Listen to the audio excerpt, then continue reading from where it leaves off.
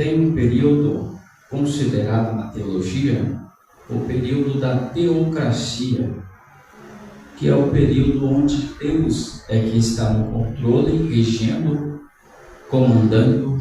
Deus está no controle. Então ele é considerado o período da teocracia. Mas os outros livros, eles não ficam atrás, porque também são um período onde o povo era dirigido, governado por Deus.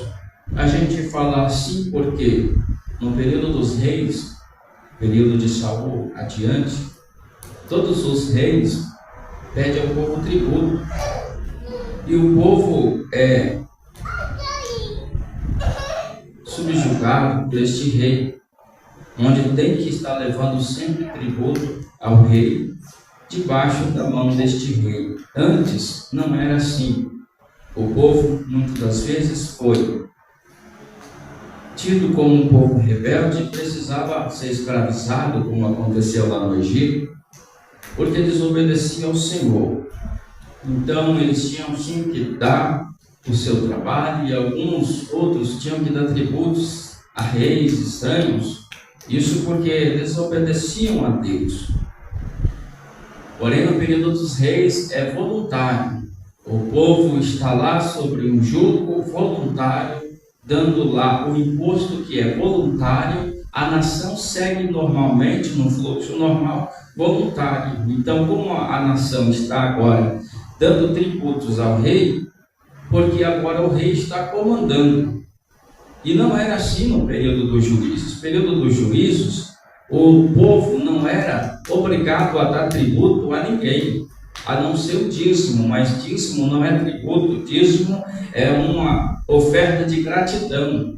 Primícias, isso tudo é gratidão, isso tudo demonstra que o povo quer que Deus seja honrado. Então nada disso é fardo. Dízimo, oferta, isso não é fardo, isso é gratidão a Deus por tudo que o Senhor Deus tem feito pela nação e pela vida do seu povo. Quando nós vemos a palavra do Senhor dizendo em Gênesis a Abraão, te darei uma grande nação, porém esta nação, Abraão, ela será escravizada em um período de 400 anos. E assim foi o povo lá na terra do Egito, durante 400 anos escravo. Porém, a palavra diz, e o tempo, quando eles saíram, passaram pelo Mar Vermelho, a palavra diz, e o tempo que o povo ficou na terra do Egito foi 430 anos. E aí a gente já se pergunta, o que aconteceu? Porque em Gênesis a palavra vem dizendo que o povo seria escravizado 400 anos, e quando o povo saiu da terra, a palavra vem dizendo que o povo ficou lá cativo durante 430 anos. E aí, Deus não pode ter errado, então o povo pode ter errado, não é? E aí nós vemos duas questões. Uma é, povo rebelde fica mais tempo no cativeiro, não é? Povo que desobedece fica mais tempo na prova. Povo que não teme a Deus, não honra a Deus, que não está debaixo do que Deus quer, fica mais tempo sendo escravizado. E o segundo ponto é o ponto da misericórdia de Deus. Porque quem estava na terra de Canaã, cananeus, heveus, jebuseus, gigazeus, tudo que era Zeus estava na terra de Canaã. E Deus estava olhando para a nação de Israel lá no Egito, sendo escravizada, e eu estava olhando para a nação de Canaã, onde estavam todos os Zeus lá. E olhando para a terra de Canaã e falando assim, de repente os heveus se convertem, de repente os cananeus se convertem. E a palavra mesmo lá no livro de Êxodo vem dizendo, ainda não, porque o cálice dos heveus, dos jebuseus, dos cananeus ainda não transbordou.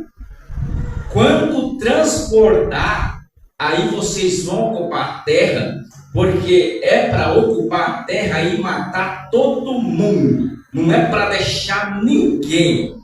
Porém, o cálice, o meu cálice, da minha tolerância contra eles que estão lá em Canaã, ainda não transbordou. Ainda há uma esperança para eles se converter, eles que estão lá na terra de Canaã. Quando não tiver mais jeito de o cálice transbordar, aí vocês vão ocupar a terra, porque para eles já não tem mais jeito, terão que morrer. E o que foi que aconteceu? Quando chegou o tempo, o cálice transbordou, Deus foi lá, pegou a nação de Israel e levou até a terra prometida com uma palavra. Quando eles transpassam lá o Rio Jordão, a palavra é uma só, é para matar todos. E isso deu-se no primeiro ataque, que foi lá aquelas muralhas de Jericó. Um serviu como exemplo, que foi Acã, que Deus falou assim, vai morrer para servir de exemplo. Está vendo as demais que vocês irão ocupar, as demais terras? Não é para pecar nada e não é para deixar ninguém vivo, é para matar todos e não é para pegar nada, para tocar fogo. E Acã serviu como exemplo, sendo ali o primeiro, a primeira nação ali, que foi Jericó, a ser conquistada. Porque a nação, cananeus, heveus, jebuseus, tudo isso já estava na hora de sair da terra.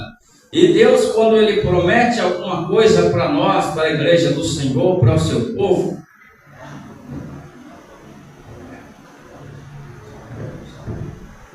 quando Deus promete, uma certeza é que Ele vai entregar, que Ele vai colocar nas nossas mãos, amém? Tá bom?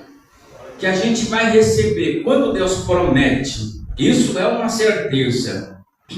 E muitas das vezes, esperando esta promessa de Deus, nós chegamos àquele ponto da pergunta: Deus, será que ainda vai acontecer? Porque já passou tanto tempo e às vezes nós ficamos com esse questionamento na nossa vida cristã, na nossa caminhada. Será, meu Deus? Porque eu não vejo nada, eu não vejo o vento soprar neste propósito e o tempo passa e nada acontece. Mas Deus, quando Ele está no controle, meus irmãos, pode descansar o coração, deixa o tempo passar, pode desfrutar da sua família, do seu trabalho, dos seus negócios, e descansa em Deus, porque se Ele prometeu, Ele vai cuidar de tudo. Se Ele prometeu, você está na posição agradando ao Senhor, então não tem outro caminho a não ser a palavra ser cumprida. E quando ela chega, e ela chega para te abençoar, para você festejar, para você alegrar o seu coração,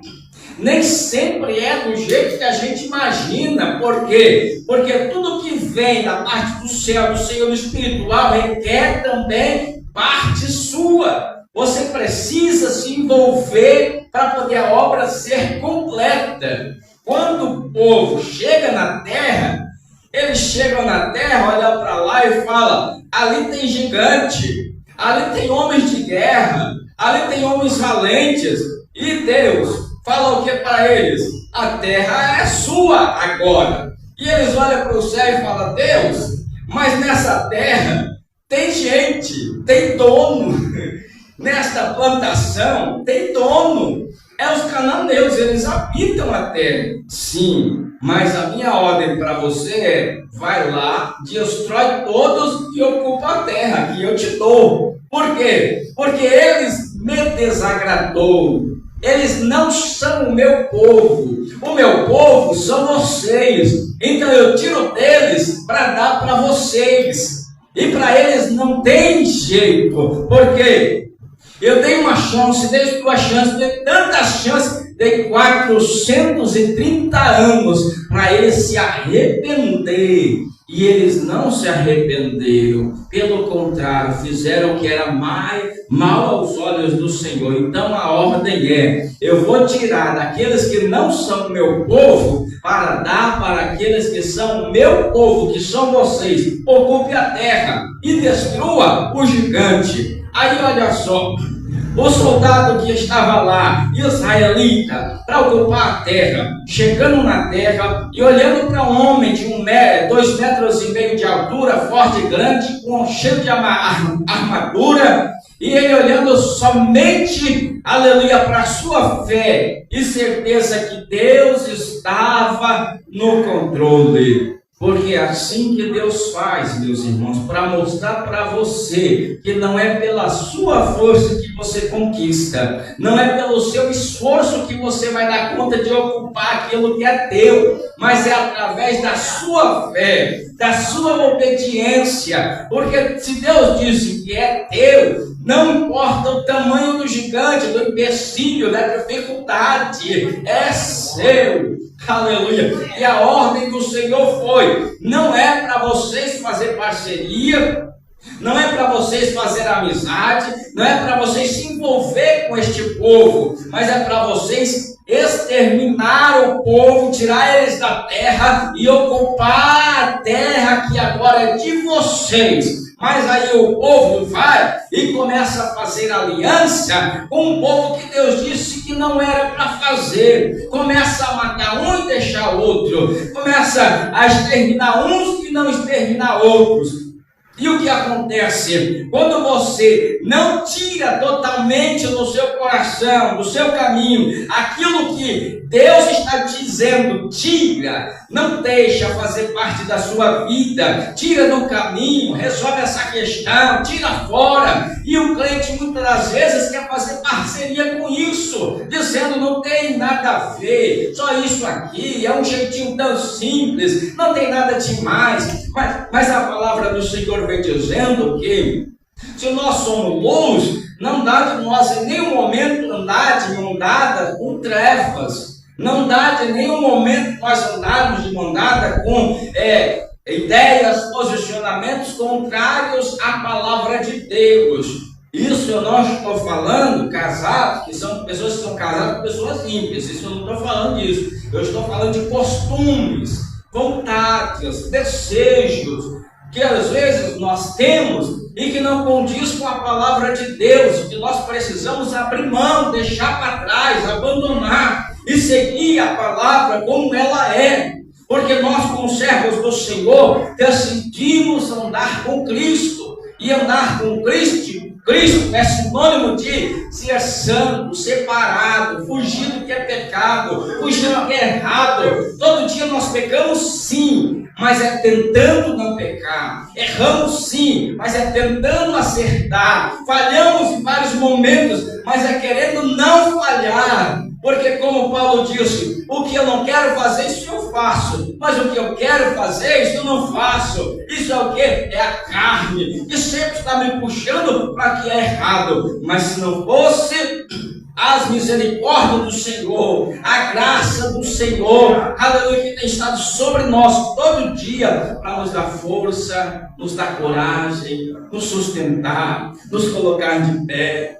E é por isso que nós olhamos para cada um dos irmãos e dizemos: Deus não está procurando pessoas perfeitas. Deus está procurando pessoas que cada dia se dispõem a fugir do mal. Cada dia se dispõe a estar buscando mais ao Senhor. A cada dia se dispõe a estar na presença dEle, reconhecendo que é pecador e que precisa de um Deus salvador, de um Deus que cura, de um Deus que trabalha no coração, no íntimo, para poder você ser sarado. Sarado de vícios, sarado de desejos que não agradam a Deus, sarado de vontades. Porque se assim não acontecer, olha o que diz a palavra de Deus. Aqui no capítulo 2, ainda de Juízes, vem um anjo e ele fala assim ao povo: por que vocês não mataram o povo que eu mandei vocês matar? Por que vocês foram ocupar a terra que eu disse que era de vocês, e ao invés de vocês ocuparem a terra, tirando o que era ímpio, vocês fizeram parceria com o ímpio? Por que vocês fizeram isso? Se vocês tivessem limpado a terra, tirado tudo que era heveus, cananeus, vocês teriam vida abundante. Ou seja, vocês não viveriam em guerra nunca mais. Vocês viveriam só em paz. Mas por que vocês deixaram eles viver? fizeram parceria com eles, porque imagine, você ia exterminar uma pessoa do bem, que você olha e fala, um pai de família, uma mãe de família, tem crianças, eu não vou matar isso não. Que Deus é esse? Não, é olhando para nossas vidas e a gente analisa coisas semelhantes a essa no nosso dia a dia. É família, meu pai, minha irmã, e somos todos unidos. Só que eu sou crente, eles não são, eles bebem a cachaça deles, mas eu não bebo a minha cachaça, eu bebo água mineral, eu tomo a minha Coca-Cola. Mas se eu sair daqui, onde está a minha família, que eu considero muito, se eu for para minha casa, eu vou desrespeitá-los. E eu não posso, porque eles são a minha família, que eu amo mais que tudo, então eu vou sentar aqui com eles, porque tem nada a ver, é minha família. E aí não tem nada a ver mesmo se for no secreto, não tiver ninguém vendo. Porque família, não tem ninguém vendo, não vai escandalizar ninguém. Mas se estiver em uma multidão, onde pessoas que não são parte da família estiverem envolvidas nisso, pode ter um julgamento errado acerca de você e pode pensar que você, sendo uma pessoa de Deus, está envolvida em algo que você não está, mas por estar sentado lá, você achando que não tem nada a ver, é uma coisinha, é o que os filhos de Israel fizeram. Não tem nada a ver, isso é normal, vou deixar esse pai de família viver, vou deixar esta casa inteira, porque não é possível que Deus não vai entender. Mas a ordem de Deus, quando o anjo desce, porque vocês não tiraram o que era para tirar, vocês agora vão sofrer. Porque vocês não exterminaram o que era para exterminar, vocês vão padecer. E por causa dessa desobediência, vocês vão ver sua esposa chorar, seus filhos chorar, vocês vão se atormentar por causa dessa decisão que vocês achavam ser certa. Mas eu mandei e é melhor obedecer. E vocês não obedeceram. E o que foi que aconteceu? Josué morre. E o povo agora começa, cada um segue para o seu caminho, porque era um período de tribos, não é? Cada um vai para o seu lado, já começaram a ocupar as terras, e cada um vai construindo as suas tendas, cada um vai começando a morar, gerar filhos, constituir famílias, e está indo tudo bem. Mas aí a palavra do Senhor diz que a geração que temia a Deus, a geração de Josué, começa a morrer, e começa a surgir uma geração nova, que não conhece os feitos do Deus de Israel, acerca de tirar o povo de Israel, de guiar o povo no deserto, de conduzir o povo pela todas as batalhas que Josué conquistou. Segundo a palavra de Josué, foram 33 reinos que Josué conquistou, e Deus deu vitória para eles. Agora a nação chega, uma outra geração, e começa aqui. Os cananeus estão na terra, e estão pegando os filhos dessa nova geração, essa nova geração que chegou, e dizendo a eles: Deus de vocês é invisível, o nosso Deus é um Deus que a gente vê. Então não faz sentido vocês, israelitas, adorar um Deus invisível. É muito melhor a gente levantar um altar e adorar um Deus que a gente pode ver. E assim foi a conversa dos heveus, cananeus, jebuseus, traindo o povo de Israel para o pecado, e todos foram indo cegamente, fazendo o que não agradava ao Senhor. E Deus se levanta os filisteus, os assírios, os midianitas, todos que era povo contrário, porque a própria palavra ela diz: eu vou permitir que eles fiquem entre vocês, para que eles sejam a causa de vocês sofrerem, porque vocês não tirou, então eles serão levantados para que vocês sofram. Entenda que eu não me agradei do que vocês fizeram, eu não me agradei do que vocês fizeram. E diz a palavra aqui que os da Assíria se levantaram contra o povo de Israel. E aí vejam só, meus irmãos, aqui nós estamos falando de cananeus, jebuseus, heveus, gigazeus, tudo que é zeus. Assírio não tem Zeus, não é? veio de fora atormentar o povo de Deus. E aí Deus escolhe Otoniel. Só que Otoniel, ele não aparece apenas aqui no capítulo 3. Não. Ele aparece no capítulo 1. E apenas esses dois trechos onde a gente vê a palavra do Senhor apresentando Otoniel, falando um pouco dele. E em todas essas palavras onde está Otoniel, o texto ele não se aprofunda nele. Mas a gente sabe que Otoniel, ele se destacou a ponto de Deus escolher ele para ser o primeiro juiz de Israel. Aqui nós vemos, meus irmãos, no capítulo 1, onde Caleb ele fala assim: quem conquistar a terra, aquela terra, eu vou dar minha filha Áquisa para casar com ele. E Otoniel se levanta e vai, e conquista a terra, e chega. E Caleb entrega para ele a sua filha. É a primeira vez que aparece ele na história, assim, definitivamente, em ação. E Caleb, ele era tio, segundo a palavra de Deus, ele era tio de Otoniel. E aqui Otoniel, ele recebe Áquisa como esposa. Esse texto da irmã Liane pregou aqui um dia, numa saudação, ela falou, e eu estava refletindo nessa palavra, como ela também pregou acerca de Sangá, também, que é um segundo juiz, que é o segundo juiz, o terceiro juiz de Israel também. E eu estava refletindo nessa palavra, que também se encaixa no texto de Otoniel, onde Otoniel ele se apresenta como sendo um herói, só que não se apresenta como um herói apenas, mas ele se apresenta como alguém apaixonado. O que alguém apaixonado está disposto a fazer, meus irmãos? O que alguém que ama de verdade abre mão para poder conquistar. Ali ele tinha tudo para morrer, mas ele estava tão apaixonado que ele não viu limites à sua frente, ele só viu o que ele queria, que era o que? Conquistar a sua esposa Áquisa.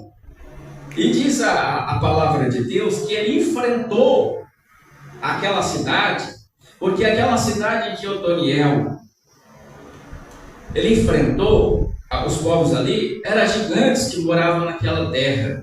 E a palavra de Deus diz que Caleb já estava aproximadamente 80 anos de idade. E é por isso que Caleb não queria enfrentar aqueles gigantes devido à sua idade já avançada. E ele lança essa proposta. E quando ele lança essa proposta, Otoniel se levanta, porque Otoniel mostra para a igreja do Senhor que quando a oportunidade chegar para você, você precisa agarrar. Porque só fica de fora das bênçãos de Deus quem é covarde. Só fica de fora daquilo que o Senhor Deus tem para dar quem é medroso, quem não tem coragem, quem não ama verdadeiramente a obra de Deus, que ama verdadeiramente andar nos caminhos do Senhor. Se a igreja, se o povo, se as pessoas se entregar verdadeiramente ao chamado de Deus, à vontade de Deus, quando chegar o momento certo, nada fica no nosso caminho, nada fica no seu caminho. Nós só precisamos estar tão envolvidos a ponto de não ter medo de dizer não.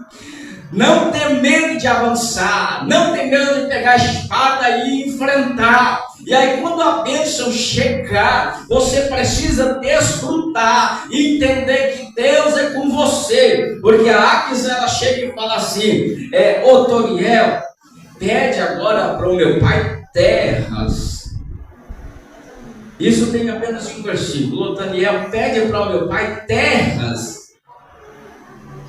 E Otoniel, ele pede terras para Caleb.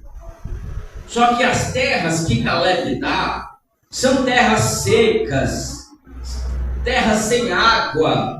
E Áquisa, ela fica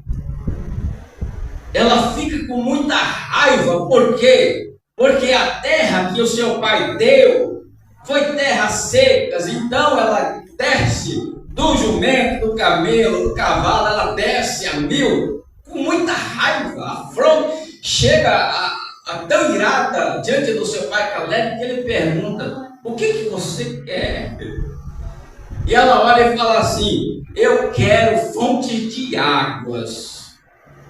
Porque no primeiro momento ela fala: Otoniel, pede para o meu pai terras. E Otoniel pede terra tranquilamente, e ele recebe terra seca e está indo embora tranquilamente. Só que ela vê terra seca e desce apressada, como não vou dizer, mas ela desce fungando: meu pai, é assim que o Senhor me ama? Porque Otoniel vira as costas, dizendo assim com ele mesmo: o que eu recebi é o suficiente, que a mulher da minha vida é o que eu quero. Ela pediu terras, eu dei. Eu fui lá pedir e recebi terra. Se está seca, não tem problema, porque eu estou com ela. Mas para ela não estava bom, não. E ela foi lá dizer: eu quero que o Senhor prove. Opa, vizinho. Eu quero que o Senhor prove que o Senhor me ama. Eu quero água na terra. E ele não, Caleb foi tão assim: tá bom, não só a de cima, mas a de baixo também. Deixa se agradar ela. Porque se eu desagrado a minha filha, já pensou, tá de frente uma mulher nervosa? Toma não só uma, mas 2. E vai em paz, viva feliz com seu esposo. E aí ela seguiu. Aí olhou para Otoniel: tá vendo, Otoniel? Você tem que querer o melhor. A terra estava seca e você estava indo embora. A terra está sem nada e você está indo para casa feliz da vida. Você tem que exigir o melhor, porque você enfrentou a cidade, os gigantes, você venceu e está indo para casa tranquilamente só comigo. Aí ele olha e fala: mas é só você que eu quero. Não, mas tem nossos filhos, a nossa geração, nós precisamos do melhor. E aí ele segue, e aí começa a história seguindo, né? E aí a gente vê o povo começa a fazer o que era errado aos olhos do Senhor, cada um na sua terra, cada um na sua tribo, cada um na sua tenda, fazendo o que era errado aos olhos do Senhor, porque a geração começou a ser trocada, o povo começou a morrer, aqueles que conheciam Moisés e Josué, e um povo começou a nascer, e esse povo começou a se envolver com povos estranhos. É a mesma questão quando Deus fala assim: Moisés, tira o meu povo da terra do Egito. E tirou. Só que junto com o povo de Deus, os israelitas, vieram um monte de egípcios. Egípcios que não concordavam com o faraó, egípcios que não estavam de acordo com isso, com aquilo. E aí de repente chega do outro lado do Mar Vermelho um monte de israelita e um monte de egípcios. E aí o que acontece quando Moisés sobe no monte que desce? Lá está o bezerro de ouro. E o que aconteceu que fizeram um bezerro de ouro, Arão? É porque aquele egípcio disse que seria o melhor. E olha o que acontece quando tem povo de Deus junto com pessoas que não é povo de Deus.